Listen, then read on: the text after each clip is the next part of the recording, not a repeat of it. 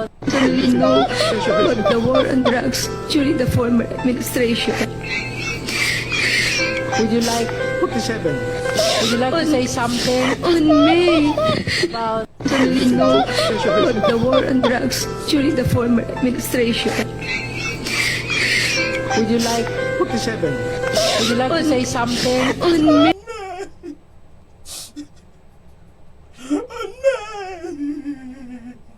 Hawak mo ang B! Animal! Baka matuluyan ako mga kababayan. Ang hirap talaga. Ang hirap kumita ng pera. Kung ganon, gagawin mo ang lahat para ka lang kung kumita. Nariyan na yung nagmukha ka ng tanga sa buong mundo, hindi lang po sa pamilya mo. Nakakahiya ka bilang isang Pilipino.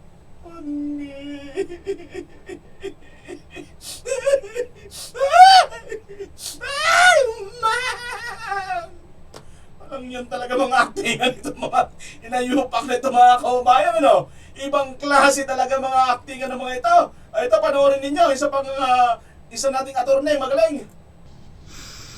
Madriaga, ano ba yung paiyak-iyak mo dyan? Cry-cry ka dyan? Hawak mo naman ang script. Hawak ko ang script. Hawak ko ang script. Hawak kong script. Palitan natin. Hawak kong script. Hawak kong script.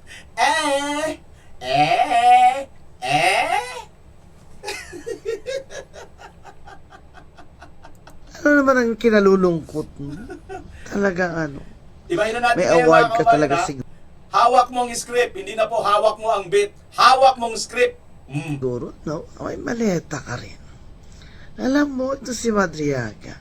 Sinasabi niyang pinagkatiwalaan siya ng milyon-milyon, daan-daang milyon pera. Pero hindi niya mapakita kung empleyado ba talaga siya dati ni PRRD o empleyado siya ni BP Sara o ano, kamag-anak ba siya o talagang he has no direct access or connection that he can claim as the basis for the trust and confidence na binigay sa kanya ng daang-daang milyong peras.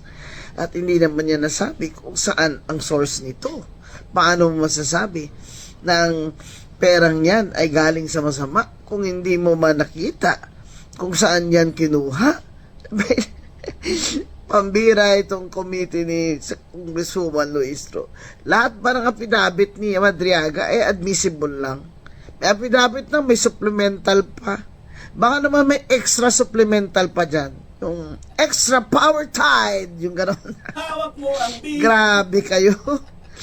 Ang witness nyo ay detainee. Bukod yan sa extra, no, mayroon pa po yan. Overload. Attorney, overload, di ba? Yung mga, uso na ngayon ng mga overload eh. Baka may susunod yun. Akusado ng kidnapping for ransom. Yan ang star witness nyo. Eh lahat na sasabihin yan para makawala lang siya dyan sa kulungan. Ano pa itong mga hearsay niya ng mga obviously fabricated na sinabi daw ni former President Duterte na si VP Sara ay bad student tsaka violent daw sa klase. Bakit? Classmate mo ba siya? Alam mo, kung hindi ka matawa dito kay Madriaga, mababatukan mo to eh. Hawak mo ang script, Madriaga. Hawak mo Sige, ang script. iyak ka pa. Iyak pa.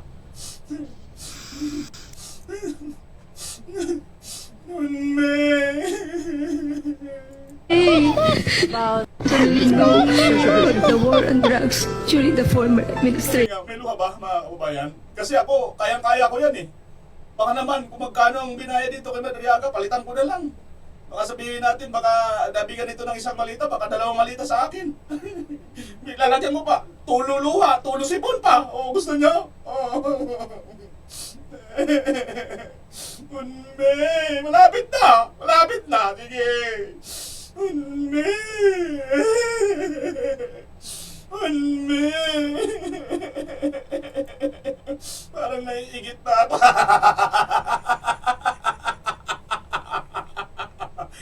Ayan po mga kababayan ang ating pag-uusapan. Ang tindi pong mga revelasyon. At ngayon, ang mga revelasyon na ito ay binutata ng mismong may-ari.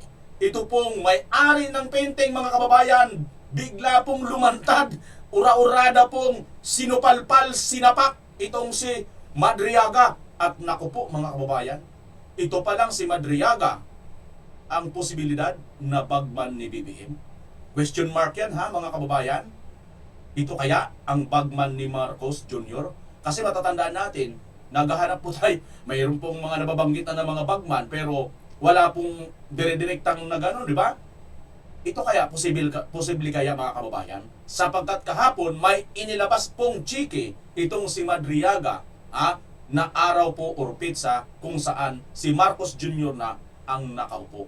Yan po ngayon ang atin pag-uusapan mga kababayan. Ngunit bago yan, sa mga ngayon pa lang po nakabisita dito sa aking channel, nakikisuyo po ako na paki-like at paki-share ang video ito, paki-subscribe na rin, paki-pindot ang notification bell all nang sa ganun ay lagi kang updated sa lahat ng aking mga upload. Wala po itong bayad kabayan. Maraming salamat po sa iyong pagsuporta. Tatanawin kong malaking utang na loob. Kung gusto niyo pong mag-join para lalo po kayong makapag-support sa akin, andyan po ang join button sa baba. Okay mga kababayan. Ito pong mga drama, same na same ang script, no? Kung titingnan natin, no? Would you like 47. would you like to say something On me. about No. The Tingnan war nyo, on drugs during parang the wala akong former nakikita ka ng administration. mga kababayan. Parang wala akong nakikita. Parehas sila ng purmahan. Oh. Gumanon ito ito pangalan nito si babae, si Garma. Gumanon ng kanyang ilong. Pero wala naman tayong nakitang sipon, di ba? Si Madriaga din, papunas-punas din ang kanyang mata. Nasaan ba? Papunas-punas din ang kanyang mata, pero wala rin naman tayong nakikitang luha. Kahit naman ito wala rin tayong nakikitang luha. Pero tingnan nyo ako mga kababayan, di ba? Palatandaan na itong mga ito masyadong best actor, best actress. No? Ang palatandaan, kita nyo, di ba? Kilala nyo na ako, di ba? Madalas na kayo nakakapanood sa akin. Ilang beses na ako naging emosyonal sa aking mga vlog. Di ba kita nyo, minsan nga, napapatulo pa ang sipon ko? Sino na mga nakakapanood sa akin ng ganon? Yun kasi totoo mga kababayan, hindi po yung acting. Kaya kulang pa ng acting ito. Kung ako yung director dito, hindi ko babayaran ng malaki ito. Dapat, pag talagang kapanipaniwalang umiiyak ka, bukod sa tumutulo ang luha mo, kasama yung sipon. Mga kababayan, madalas po yung ganyan. Kaya ako naiinis Pag ako nagiging emosyonal, naiinis ako sa sarili ko kasi pati ilong sumasamang tumutulo. Pasintabi sa mga kumakain. Pero yun yung ko. Hindi ko lang alam sa iba. Pero sa tingin ko, parang natural. Tingnan nyo ito si Garma, kumari gumagano-gano sa kanyang ilong, pero wala tayong nakita na parang may tumulo sa kanyang ilong, di ba? Ganun din sa kanilang mata. Imposible na lang, di ba, mga kaubayan, na wala man lang kayo makitang luha. Kasi ako, madalas kahit nga minsan nagtatago, ako nakikita pa rin na tumulo talagang luha Kahit nga nung, nakaano lang ako ng ganyan, tingnan nyo, hindi sila makadiretsong tingin Payoko-yoko lang sila Di ba? Pansin nyo mga kaubayan, same spot, same technique ang kanilang ginagawa. Tapos, ito naman ang taga-follow up nila, ito si Luis Ro kahapon. Talagang inano niya, bakit ka naiyak? Bakit ka naiyak? Talagang inano niya talaga mga kaubayan. The war on drugs during the former administration. would you like 47. would you like to say something On me. about No. The war on drugs. Parang naiiyak na naiigit itong si Madriaga samantalang wala namang nakakaiyak. Tapos sabay sugsog naman sabay salsal naman ni Luis Ro. Sabi ni Luis Ro, bakit yan naiiyak? Ulitin mo kasi magandang tingnan yan para sa mga tanga. Para sa mga tanga, magandang tingnan yan na ikaw talaga ay best actress, best actor ka dyan. Di ba mga kababayan? Ganito po nila kahapon, binaboy ang kaalaman, ang katalinuhan, ang mga mata ng mga Pilipino. Ang akala nila, maniniwala ang mga Pilipino sa kanilang mga pambababoy, pangbabastos, pagwawalang hiya sa katalinuhan, sa intelligent ng mga Pilipino. Ganito po nila tayo sinasabing, mga tanga naman kayo Kaya okay lang yan sa inyo. At alam namin na maniniwala kayo kasi nga, tanga kayo Ganyan po ang mensahe nito mga kababayan sa ating mga Pilipino. Kitang-kita nyo naman Same na same sila ng galawan ni Garma noon. Ha? Same na same sila, oh. Pare-parehas. Gumaganong-ganon dito sa ulo. Tapos kunwari magpupunas sa mata, wala naman tayong nakikitang tumulo ng luha. Hindi naman sila makatingin ng direksyon ganon, no? Kasi mga kababayan, makikita talaga, kahit nakasalamin pa, makikita yan na may pumatak na luha, eh. Kaya sipon, eh. Tama hindi? O, sino sa inyo rito yung mga umiiyak na? O, ito. Sige. Yan ang mga kababayan, ha? Yan ang patunay natin. Itong si Madriaga, hindi po talaga credible na witness. Basura talaga ito, mga kababayan. At lahat ng sasabihin nito, kaya niya sinasabi, may kapalit po ito. At ang isa sa maaaring magiging kapalit nito ay ang kanyang paglaya. Or maligtasan niya yung mga kaso na nakasampa sa kanya. Na mabibigat, heinous crime po ang ginagawa nito, mga kababayan. Kidnap for ransom. At may napatay pong pulis itong mga ito. Kita nyo? Gaano kaya kasakit sa pamilya ng mga biktima nito? Kung napapanood nila itong si Madriaga na tila ngayon parang akala mo santo at banal at napakabait kung turingan nito ngayong mga congressman na ito. Gaano kaya kasakit? Ito mga kababayan, ito na. Puntahan natin. Itong chiki kahapon na lumutang, mga kababayan, ito po. Parang, alam nyo, nag-YouTube ako ngayon, nag-search ako ngayon, Madriaga naglabas ng chiki. Wala po ako nakita mga mainstream media na naglabas po ng ganito, ng maliit man lang na clips na itong chiki ang nakapokus. Bakit wala po, mga kababayan? Mag-isip na kayo, bakit wala? Tingnan nyo po itong manager's check na ito ng Land Bank. Ha? Ayan mga kababayan. Ang date po nito ay April 18. Sabi nga dito, no? Ramil Madriaga nagpakita ng larawan ng isang 4.8 million manager's check mula sa Land Bank bilang ebidensya ng mga high level na paghahatid ng pera na kanyang umano'y pinadali. Ayon sa kanyang testimonya, ang cheque ay bahagi ng mas malaking pondo na ipinamahagi sa ilalim ng direktang utos ng dating Pangulong Rodrigo Duterte. Direktang utos pala ng Pangulong Rodrigo Duterte. Pero bakit naka-manager's check at naka-land bank pa? Direkta pala eh. Ito palang mga kaubayan, magkakaroon na ka na kagad ng implikasyon dito. Paano? Paano kung ito ay illegal? Bakit idadaan pa sa land bank? Ha? At ito ngayon talaga naman, akala mo kung gaano na nila paniniwalaan. Di ba? At ito ang pinaka-twist dito, mga kababayan. Asa na ba yun? Yung may date. May date ito eh. Teka lang ha. Ang date nito, asa na ba yun? Ang date nito, mga kababayan, ay ang date nito, mga kababayan, na April 15, 2023. Meno kung sa Teka lang ha, mga kababayan. Ito isa rin itong importante ito yung 25 million ng kuwa na sinasabi nila na confidential fund ni BP Sara. 11 days sabi ng kuwa. Pero sabi ni Madriaga 24 hours lang. So, ayun na naman ang script. Anong script na naman ang nila ngayon? Ang kanilang susundin dito. 'Di ba, mga kababayan? Ha? Anong script na naman? Okay? Anong script na naman ang susundin nila dito? So ito mga kababayan, na chicken na ito, nasaan na ba yung may date? Bakit hindi nakita yung may date? Basta itong may date, mga kababayan, ito yata yun eh. Nasaan ba yung date dito? Basta April 15 ito. April 15, 18 pa, sorry ito. April 18, ayan o, ang date ng chike na pinakita ni Ramil Madriaga ay April 18 or 13, 2023 sa Land Bank.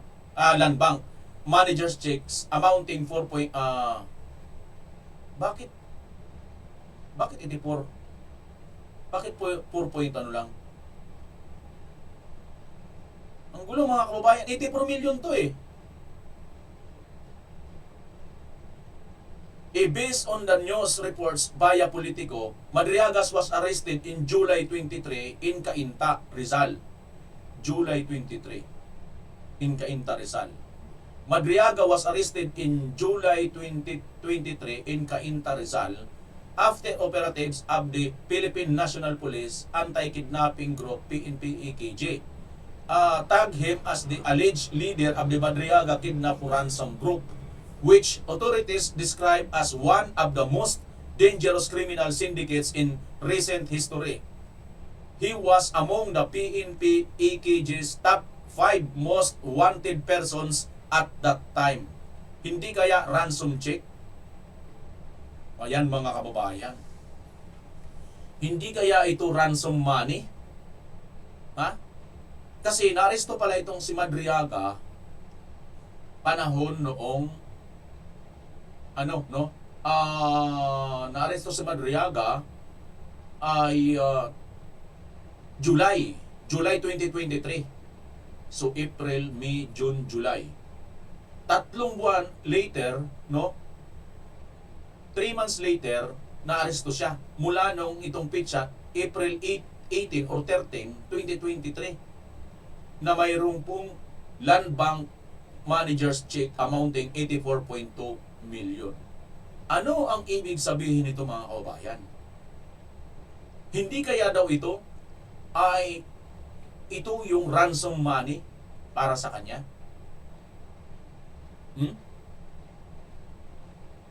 Hindi kaya mga kababayan? Kaya alam nyo, dapat dito mabusisi din dito yung land bank, mabusisi din dito yung land bank.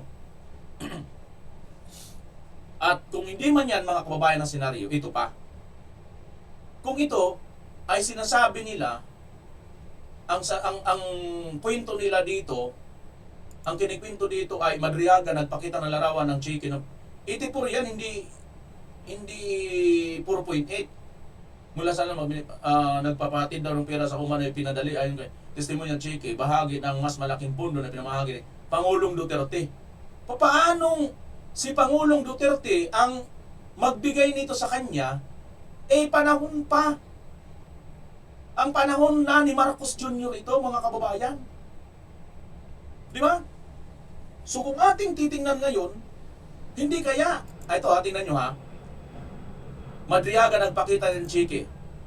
Wala kang makikita rito mga kababayan na balita na si Madriaga nagpakita ng Chike, kahit anong channel, tingnan nyo nga ito. Mayroon ba siya ditong pinakita? Crying lang to umiiyak lang, yan Madriaga fights back, tears, recalling Duterte. Umiyak lang Yung gusto natin makita, mga kababayan, kung mayroon, ito lang talaga At mali pa nga, 84 million nga, binaliktad 4.8 lang Gayon pa man, ang binabanggit 2023. Mga kababayan, bakit? Bakit? Sasabihin ngayon na panahon ni Duterte. Panahon na ni Bongbong yan Di ba mga kababayan? So meaning to say mga kababayan ay hindi kaya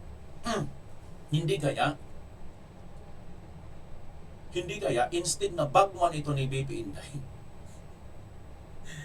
Ito yung bagman ni BBM. Hindi, nagtatanong lang tayo mga kababayan kasi paano naman maging bagman or maging ni PRRD yan? Panahon na yan ni panahon na yan ni pangalan nito.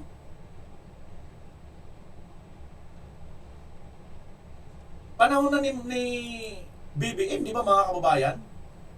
So, paano nangyari kay Tatay Digong ito? Dito pa lang mga kababayan, makikita na po natin na talagang basag na basag po ang mga akusasyon nitong ni Madriaga.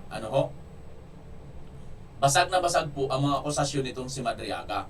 Itong kanya mga pinapakita na mga cheque ay maliwanag po mga kababayan na ito po ay talaga namang hindi po sa panahon ni Tatay Digong. So, tingnan natin kung ano magiging development nito. Kasi pwede madala ang malaking posibilidad dito na lumabas ay ito, mga kababayan, ito ay posible na ito ay ito ay kidnap o ransom money. 'Di ba? Pwedeng ransom money ito. Kasi nang maaresto siya, natanggap niya yung manager's check na yan, walang pangalang kanino, no? Sino ang nagbigay sa kanya? Ang malalaman lang natin, Land Bank. So sinong nagbigay sa kanya nito? Mga kababayan, sinong nagbigay sa kanya nito? Ha? Sino ang nag-issue sa kanya nito? So sa madalit sabi, posibilidad na matrace po ito, mga kababayan. Alam nyo, dito na po lalabas ngayon ang mga katotohanan. Dito, malaking malaki talaga, mga kababayan, ang maaaring possibility na alinman sa dalawa, itong chiki na ito ang susi para magtukoy kung si Madriaga talaga, ano ang connection nito dito sa BBM admin, at or mapapatunayan talaga kung saan galing yung pera na yan. Kasi po, gumamit sila ng bangko. 'Di ba? Gumamit sila ng bangko. So, ibig sabihin, Land Bank dapat magpaliwanag dito. At saang branch ito? Dapat magpaliwanag ang Land Bank dito kasi ginamit ito ni Madriaga sa kanyang mga ebidensya. Pinapakita niya. So, anong branch ito ng Land Bank? Hindi po pwede na hindi ito matanong o masama dyan sa investigasyon. Kasi nga, kung talagang naghanap tayo ng katotohanan, abay dapat isama ito, di ba? Pag hindi ito sinama nila Luistro ng mga congressman sa kanilang investigasyon, hindi po ito, alam na po natin, ibig lang sabihin nito, talagang ang lang pakay lang nila, sirain lang talaga si BP Inday Sara, mga kababayan. Yan.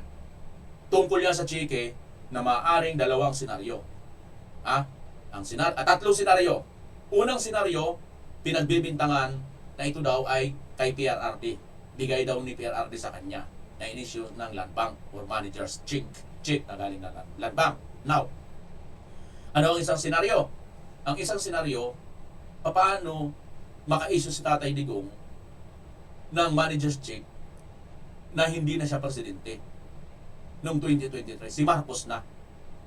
Kaya posibilidad, kung kanino man ito, kay Marcos na ito kasi hindi na Pangulo si Tatay Digong Si Marcos na ang Pangulo, di ba? Ang ikatlo, ito ay may malaking posibilidad na galing sa ransom money. Kasi, April yan, July siya na-aresto. So, April lang date, ibig sabihin, nauna nang natanggap niya ito bago pa siya ma-aresto ng July. Di ba? Kung yan ang senaryo, mga kababayan, yung tatlong yan. Sige, iwanan na natin yan. Kung ano man ang lalabas dyan mamaya ng katotohanan, pero isang sure dito, kailangan ipatawag ang Land Bank. Kailangan busisiin ng Land Bank. Ano ang kinalaman nila rito? Totoo ba ito? Na may hawak na ganitong manager chick si Madriaga. At saan galing yan? Saan galing yan? Hindi po pwedeng hindi alam kung saan galing yan. Okay? Malay natin, galing pala kay Pangagya. Diba? Eto na, mga kababayan. Isang issue naman. Yung ang daming mga nilabas ni Madriaga kahapon, kaya tuwan-tuwa ang kampo ni BP Inday kasi si Madriaga na rin naglaglag sa kanyang sarili. Ito, mga kababayan. Itong painting kahapon, lumabas ito, mga kababayan. At yung painting na to, ito na ang nangyari. Pinasinungalingan ni Tanya Gaisano Lee ang ibinunyag ni Ramil Madriaga na nagbigay umano siya ng painting kay Vice President Sara Duterte na ayon sa kanya ay mula umano sa kanyang scholar. Anya, nagregalo po ako sa kanya, VP Sara, ng isang painting niya na ginawa po ng isang scholar ko sa Laguna. May mga scholar po ako sa Laguna. Yung isa, talented fine arts. Pinagawa ko po ng painting na yan, tapos kinuha ng Presidential Security Group sa bahay sa Laguna. Ito po yun. Pero ang kwento ni Madriaga, binasag ni Gaisano Lee at iginiit. I gifted this painting to VP Sara when she was mayor of Davao City in 2021. I am not a scholar, I am not from Laguna. Paktay ka diha. Ayan na naman mga kababayan, ang isa na namang sumambulat na kasinungalingan, napatunayan na kasinungalingan ni Madriaga. Kasi itong kanyang pinagmamalaki na painting, ayan, yung painting na yan, ay ang nagbigay pala dyan, ay ano, Tanya Gaisanuli. Alam nyo, itong mga painting na to, isa pa yan eh.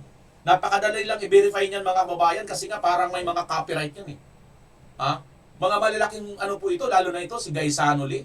Aba sa pangalan pa lang Gaisano mukhang lalo na sa Visayas, Mindanao, mga Gaisano, di ba? Mga malalaking mall na Gaisano.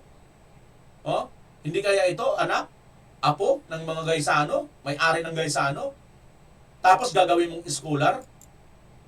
Ayan mga kababayan, yung painting na yan.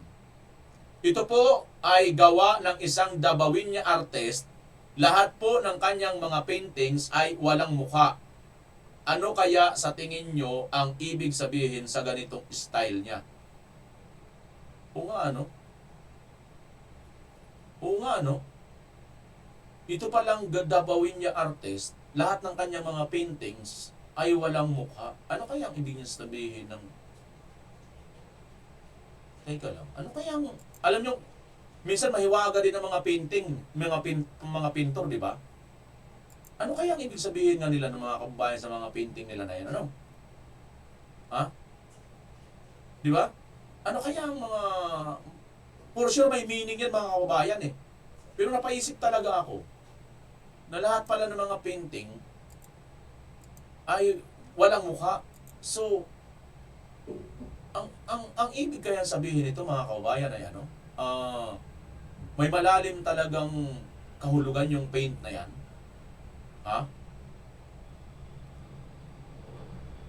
Ano kaya ang nasa likod pa ng painting na yan?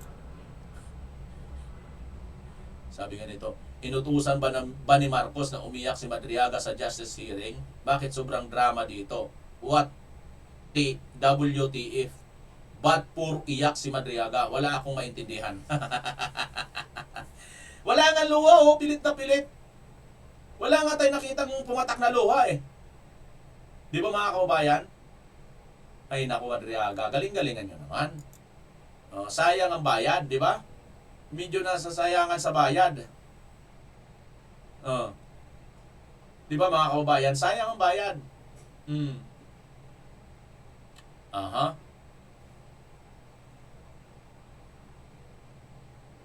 Teka, mayroong kasi sinungaling doon ni Madriaga, ilabas ni Senator Ivy. Uulit ko, sinungaling ka, Madriaga. Nako. At hindi ako papayag na gamitin mo at ng mga kasamahan mo ang oras, ang espasyo, ang dignidad ng kahit na anong opisina o sangay ng gobyerno. Isasalaysay ko ang mga pangyayari noong 2021. Ayan na. Ang tunay na pagbuo ng unit team. Ayan na. Maraming nagtatanong, maraming naghahaka-haka. Higit sa lahat, may nagsisinungaling dyan sa Kongreso. Paktay ka So, diha. unang-una, no such thing as yung mga term, ano ba yan? Paghahati ng term, ano ba yun? Sinabi na meron daw alyansa and magte-term sharing. Nako, talaga naman kasinungalingan yan. Okay, na next slide na tayo. Ang unang pagtitipon at pag-uusap tungkol sa Vice Presidency, noong May 29, 2 days before the birthday of our VP then. Nag-lunch date kami sa Primus Bistro sa Davao. Naalala ko pa kasi bago eh. Tapos, first time na nag-usap ng matagal-tagal si Bongbong at si Inday Sara. Tapos nag-greet kami at syempre nagpahaging kami na kung maari si Bongbong na ang maging VP ni Inday Sara. Kita nyo? Kasi alam naman natin, namamayagpag sa lahat ng survey, si VP noon, Mayor Inday siya, bilang presidential bet. Ika nga, walk over sana. Kasi nakaupo pa yung tatay niya at napaka-popular niya mismo. Ngunit nung August 5, maaalala ninyo, sinabi ng PDP Laban, ine-endorso si Bongo and Rodrigo Duterte as VP. Yun ang official statement. Pero ang walang hiyang Madriaga na yan, ang sabi a few months before November 21, nakumbinsi ni Bongbong si PRRD na si Inday ang maging VP sa kanya. Hindi ko talaga maintindihan ang pinagsasabi niyan. Maliwanag na ang PDP may sariling lakad, may sariling mga kandidato, hinding-hindi si Bongbong. Nag-umpisa kami mag-usap-usap sa isang GC noong September 7. Nag-uusap na kami, pero nag-decide ako, mag-GC na tayo. At sa awa ng Diyos, kahapon, sa yamot ko, sa inis ko, dyan, sa sinungaling na yan, na hanap ko ang aking lumang cellphone. Nako, yun na. Andito. At as usual, Samsung na may note. At nakita ko yung aming pagte-text. Yan, nabuo ang isang grupo na kamag-anak rin ni Inday, kamag-anak rin namin. Makikita nyo, September 8, dineklara na God Duterte na ang standard bearer. Walang Bongbong, walang Sara. Ang sinungaling talaga. Pagkatapos, September 10, sabi nga, duda na si Presidente o si Sara ay tatakbo. Sinabi ni Mayora noon na silang mag-ama may deal. Isa lang ang tatakbo sa kanila sa national. Hindi ko maintindihan ang mga claim nitong taong ito. Tapos, in-endorse, September 19, magulo. Magulo talagang panahon na yun eh. Si Pacquiao naman ang in-endorso. September 28, nag-usap-usap kami sa bahay. Andyan si Bongbong, yung kamag-anak namin, si Mike Acevedo Lopez, kamag-anak namin ng mga Duterte. Di ko maintindihan, may lola yung nanay ko na lola rin ni PRRD. Ang sabi, Bongbong will file. Ako to, text ko to, nakita ko eh. He will file October 6 as instructed. Pero sana somebody will file as his VP. Kasi nakakatawa naman, walang katandem. Yun ang pinapaliwanag ko kay VP Sara Mayora noon. Still hoping you will run and he will slide down to VP ASAP. Ewan, ganon. Ngayon, ang sagot naman ni VP, kung ang usapan namin ni PRRD, VP na siya sa PDP, ako, mayor na. At yun nga ang nangyari. The same day, VP Sara, then mayor, filed her COC as Davao Mayor. Diba, nangyari yun. Pagkatapos, eto, October 6, si Bongbong nag-file candidacy for president at ang maliwanag, mag-isa lang siya. Kasi eto nga, inaasam-asam namin na si Mayora pa rin ang kanyang katandem. Pero itong Madriaga dyan sa Congress, sabi niya na si PRRD daw, sinabi sa kanya noong November 21 na si BBM tatakbo at si Sara ang VP. Anong kasinungalingan yan? October 6 pa lang nag-file na si Bongbong na mag-isa. Kaya magtataka ka talaga. Maalala po ninyo na nung pagkatapos nun, ayan na yung kay Bato. Maalala ninyo, biglaan pinatakbo si Bato at para siyang seat warmer lang. At ang inaakala ng tao si Bongo at saka si Presidente Duterte ang kanyang VP. Huwag nilang ginugulo ang kwento. Talaga naman, maliwanag to. Hindi ko maalala ito pagkat hindi ako sang-ayon. Ang nangyari sa October, pag-file ni Bongbong, pinatawag siya ng PDP sa palasyo. Yun ang totoo. Hindi yung sinasabi ni Madriaga na kaming magkapatid, pumunta kay PRRD para mag-term sharing deal. Walang ganon, walang alam si PRRD, kasi nungalingan yun. Ang nangyari, nung nag-file si Bongbong, tinanong siya ni PRRD, tatakbo ka ba? Tapos sabi niya, oo, nag-file na po. Nandun yung PDP, si Alcusi, si Bongo, si Medialdea yata, wala ako Kasi ayokong pumunta si Bongbong, sabi ko sa kanya, hoy, wag kang pupunta dyan. Sabi niya, nakakahiya naman ang nagpapatawag sa Pangulo. Sabi ko, kukuyugin ka lang ng PDP, pipilitin kayo. Wag ka nang pumunta. Tapos, napakiusapan yata at pumunta siya nung una. Second time, pumunta rin siya. Pinatawag na naman siya kung talagang ayaw niya. Dalawa lang option. Manatili siyang presidente, pero ang kanyang vice president si Bongo, ang buong cabinet hawak ni Bongo. Parang ganun yung kwento. Di ko maalala kasi yun nga, hindi naman ako sang-ayon doon sa pagpunta niya. Tapos, yung isang option, Bongo for president, si Bongbong na lang ang vice. Parang ganun ang pinag-uusapan ng PDP. Si presidente, tinatanong ko si Bongbong, anong sabi naman ni PRRD? Sabi niya, wala naman sinasabi masyado, sinabihan na lang akong good luck kung tatakbo ka. Parang ganun. Sabi ko, umuo ka ba o hindi? Sabi niya, ano pang gagawin ko? Di umuo ka. Wala naman siyang imik. Later on, ang pagkasabi ng mga PDP, parang nagkasundo na daw sila ni Bongbong at naonse raw sila. Pero wala ako doon. Kwinento lang ni Bongbong, pagkatapos ng meeting niya, pumunta sa bahay namin. Ngayon, tuloy-tuloy, porsigido pa rin ako na si VP Sara ang maging katandem ni Bongbong. Kinukulit ko siya. Tapos, nung bandang October 27, kasi nga nabalitaan na pinapatawag ng PDP si Bongbong, nagtatanong, sure ka ba na aatras si BBM sa PDP talks? Ayan, andito sa telepono ko. Andyan, nakikita ba? Ayan. Oo nga, grabe sa media. Hindi ko naman iniinsulto yung PDP, pero tapos na yung mga salita-salitang ganyan.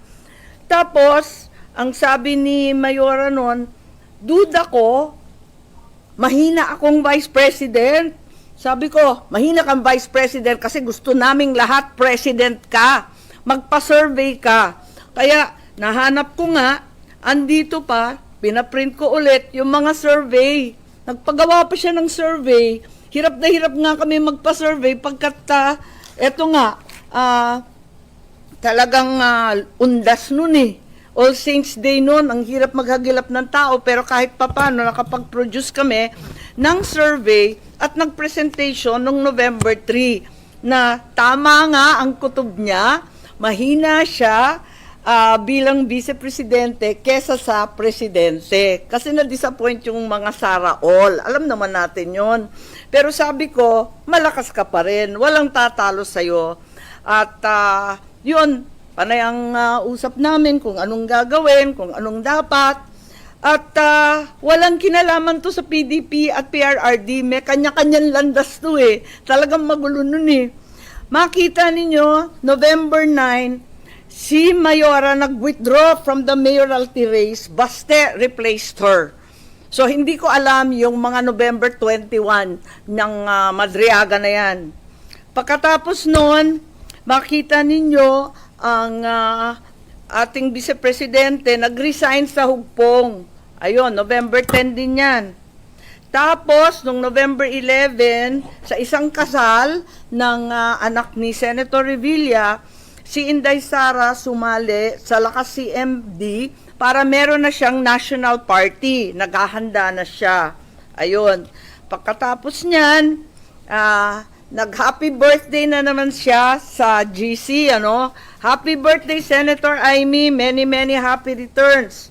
Tapos, tinatanong ako sa telepono, ano naman ang birthday wish mo? Sabi ko, birthday wish ko, same as last year, Inday for President. So, hanggang sa dulo talaga, pinagpipilitan namin na siya talaga. Ayun. Tapos, November 12, ang liwanag naman ng statement ng aking kapatid. Kaya tumigil ang mga nagchichismis ng kalokohan. Bakit magte-term sharing? Pinipilit nga namin na yung buong term, ang pagiging Pangulo, para kay Inday. Makikihati pa siya. Saan naman kalokohan ng galing yon? This is not a good formula for stability. Tama yon. And the reason why 6 years is there is for the policies of government to continue. Ayan continue.